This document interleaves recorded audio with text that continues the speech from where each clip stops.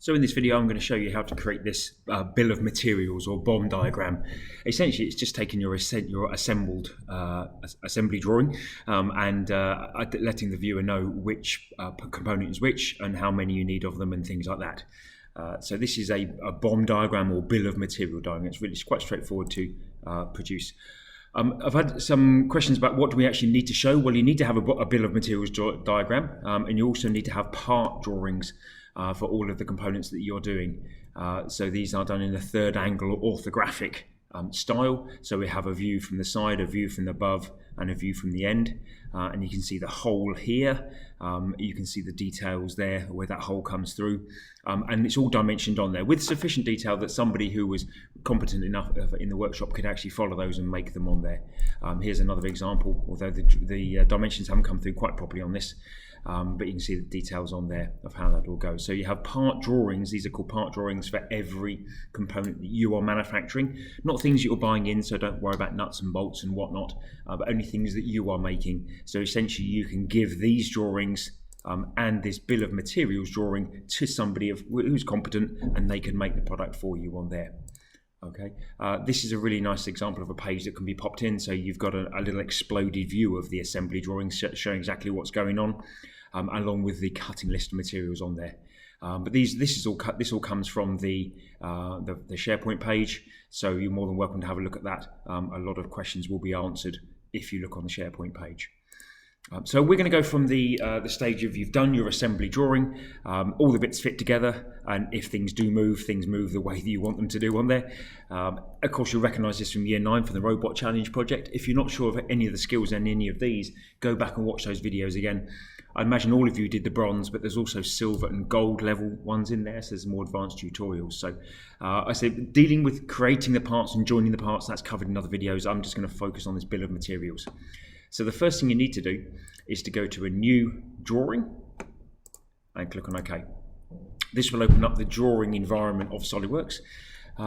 So you might see something slightly different here, but we're looking for something an A3 size of paper. And if you untick this display sheet format, so it'll come in just like that. So untick that, then you won't have this title box and everything around the outside, which we don't really need for the purpose of this exercise.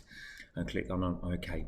And there we go. So we've already got the drawing open. So we've already got the assembly open. So if you click on the view palette over here on the side, you may well have other designs open at the same time. So choose the assembly drawing, and it'll have a little think, and then pull over the isometric drawing on there. Now you notice that drawing is really quite small. The reason being is that the sheet has certain things that are set. So we've already set the page to be A3, but if we right click on the sheet over here and go to properties, you can see the scale is set at 1 to 5. Now it really doesn't make any odds what we're doing here, because we're just going to screenshot this work and pop it into, but just to show you what would happen if I change that as a 1 to 3 and apply changes, you see it gets bigger on there.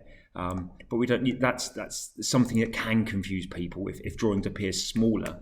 The other thing sometimes it can confuse people is each view has a scale as well. So if you left click on the view, and you can see down here, it's come on to use sheet scale. So the idea being with this is that some of the drawings you might want full size, some of them you might want to be a half size or double size, just depending on what you're doing on there. So if things aren't appearing as large as you think they should do on an A3 page, it's because either the view scale has been changed or the sheet scale is a little awry. But we've got the component on here. To put that table in, it's just a case of going to File, Insert, Tables, and Bill of Materials. And here we go. Click on the tick, and here we go. So it's got item 1, 2, 3, 4, and it shows you these. But at the moment, there's no link between these item numbers and this view. It really is simple to sort out. So if you go to do this, you go to Insert, Annotations, and a thing called Auto Balloon. Auto Balloon just puts a number in a box. So click on that, click on the left click on the view that you want, and it numbers them up automatically like so. Okay, so we can click on the green tick, we're done there. So you can see number 2 is the bronze arm. Now I'm just going to move that a little bit, make it easier to understand. The pin, I'm going to move this one up a little bit. So you see the pin, the head, and the bronze base on there. So there we go. It's as simple as that. Now, occasionally it will miss a part for whatever reason on there. So if you wanted to label these other 2 pins as well, you go to Insert, Annotation, and just Balloon. And you should then be able to get hold of that part. And that comes in as another number 3. And you can do the same thing here. You can balloon that part. So if you wanted to label them all up, you can do it that way as well. Really makes no odds. But what you'll notice as well on here is this description. The bronze base, it's come through as saying it's made out of bronze PLA. PLA, remember, is the polylactic acid. It's the organic polymer that we use for our 3D printer. It's a reformed form of starch in essence, so it's completely renewable, sustainable, and in theory it can all be chopped down again and extruded into thin filament and done again. But this information here is really, really useful, because on your drawing you'll probably want to say what material it's used to make and everything else like that. And the way that you add this is really, really clever.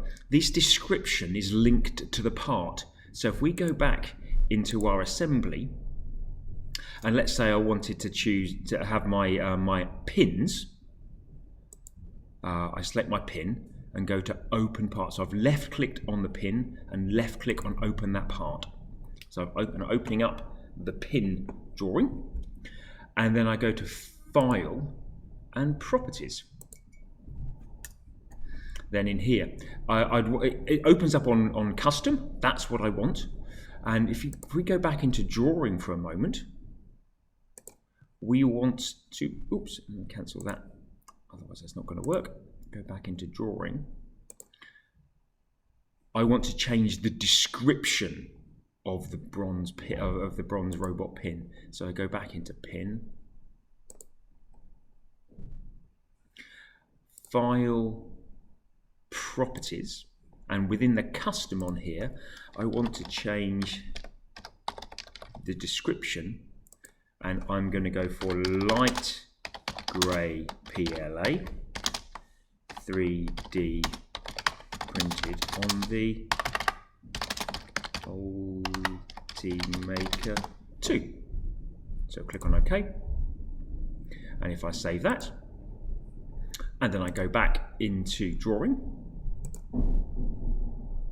it will update everything, and there we go. So that's just a really nice way, a really elegant way of communicating everything you need to do. Now, of course, everything on this one, this particular design, will be 3D printed on the Ultimaker, and it will be out of some kind of PLA on. But of yours, some of it may be made out of oak, some of it may be made out of brass, some of it made out of 12mm birch ply, some 18mm birch ply. So you put whatever materials and the process you use within the description in there.